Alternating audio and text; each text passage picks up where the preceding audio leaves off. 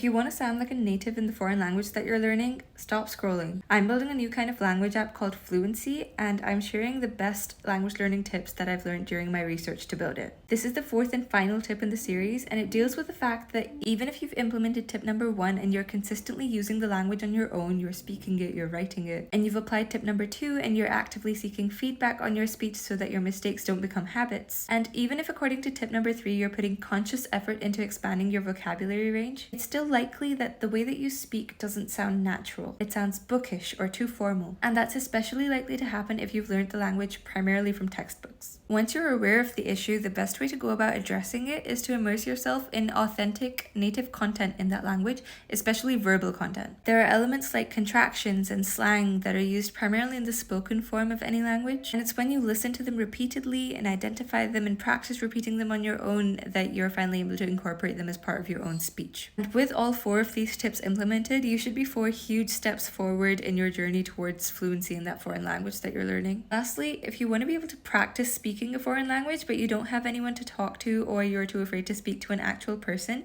check out Fluenci App. It's an app that I've built where you can have conversations with an AI bot that talks to you just like a real person would in the language that you're learning.